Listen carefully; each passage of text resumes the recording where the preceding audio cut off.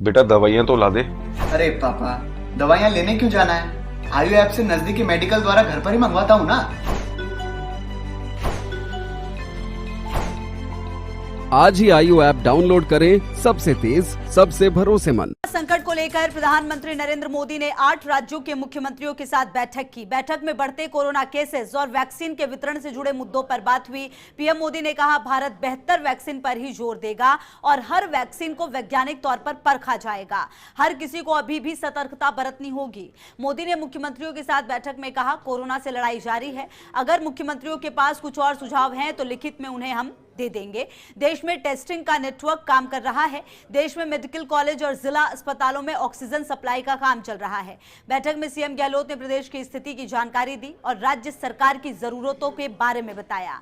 साथ ही सीएम गहलोत ने राज्य सरकार के कदमों की जानकारी दी। कहा, राजस्थान में आरटी-पीसीआर से कोरोना के सभी टेस्ट किए जा रहे हैं। हर दिन जांचों की संख्या 18,000 से बढ़ाकर 30,000 की गई है।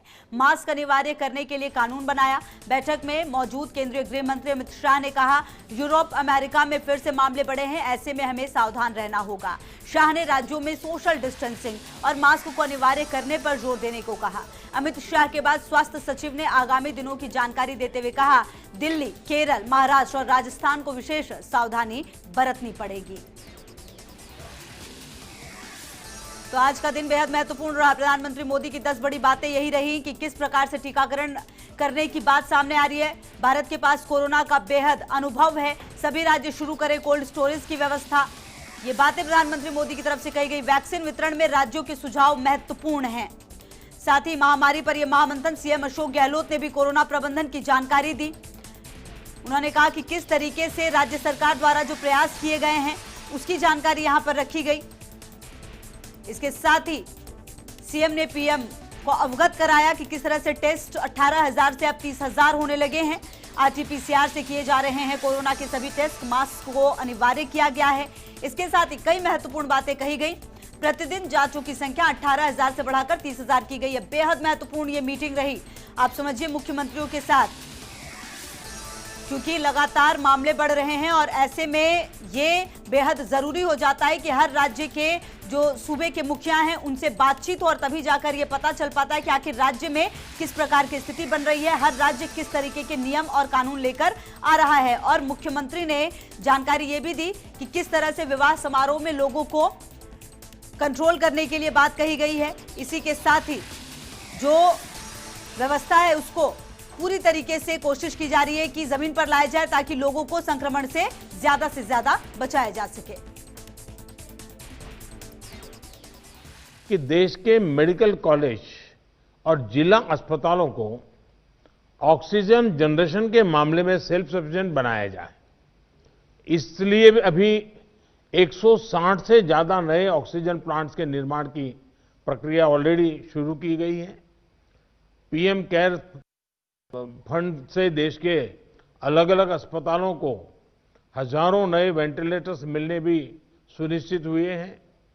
वेंटिलेटर्स के लिए पीएम केयर फंड से 2000 करोड़ रुपए ऑलरेडी स्वीकृत किए गए हैं।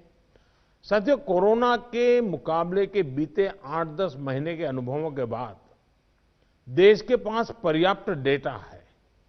कोरोना के मैनेजमेंट को लेकर एक व्यापक अनुभव है। आगे की रणनीति बताते समय हमें बीते कुछ महीनों के दौरान देश के लोगों ने, हमारे समाज ने कैसे रिएक्ट किया है, कैसे रिस्पॉन्ड किया है, मुझे लगता है इसको भी हमें समझना होगा। आपदा के गहरे समंदर से हम निकले हैं, ये हम मान के चले। इतना बड़ा देश, दुनिया मानती थी कि भारत तो नहीं संभल पाएगा। आपदा के गहरे समंदर से हम निकलकर हम किनारे की तरफ बढ़ रहे हैं। हम सभी के साथ वो पुरानी जो एक शेर शायरी चलती है, ऐसा ना हो जाए कि हमारी किश्ती भी वहां डूबी जहां पानी कम था। ये स्थिति हमें नहीं आने देनी है। और अभी ये तय नहीं है कि वैक्सीन की 1 डोज होगी, 2 डोज होगी या 3 डोज होगी। ये भी तय नहीं है कि इसकी कीमत कितनी होगी, उसकी कीमत कितनी होगी, ये कैसी होगी।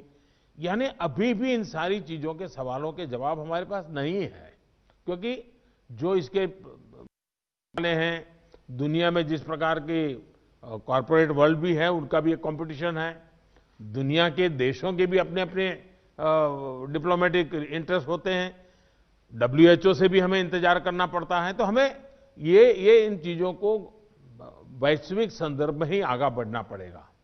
अब वैक्सीन आने के बाद भी हमारी प्राथमिकता यही होगी कि सभी तक कोरोना की वैक्सीन पहुंचे, उसमें तो कोई विवाद हो ही नहीं सकता है। लेकिन कोरोना की वैक्सीन से जुड़े भारत का अभियान अपने हर नागरिक के लिए एक प्रकार से नेशनल कमिटमेंट की तरह है। इतना बड़ा टीकाकरण अभियान स्मूथ हो, सिस्टमेटिक हो और सस्टेन हो, ये लंबा चलने वाला है। हम सभी को, हर सरकार को, हर संगठन को एकजुट होकर के कोऑर्डिनेशन के साथ एक टीम के रूप में काम करना ही पड़ेगा। लेकिन मैं आपसे आग्रह करूंगा कि आपके मन में जो योजना हो, खास करके वैक्सीन के संबंध में, किस प्रकार से आप डिलीवरी नीचे तक ले जाएंगे, आप जितना जल्दी बहुत डिटेल प्लान करके लिख करके भेजेंगे तो निर्णय करने में सुविधा होगी। और आपके विचारों का ताकत इसमें बहुत है।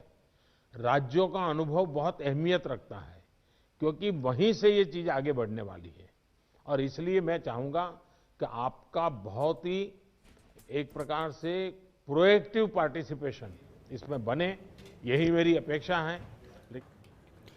मेरे प्यारे साथियों, कोरोना पेंडेमिक ने हमारे जीवन को पूरी तरह बदल दिया है। बच्चे स्कूल और दोस्तों से दूर हो गए हैं।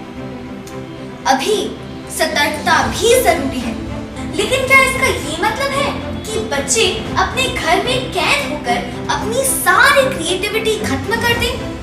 नहीं, राजस्थान में हो रहा है देश का पहला डिजिटल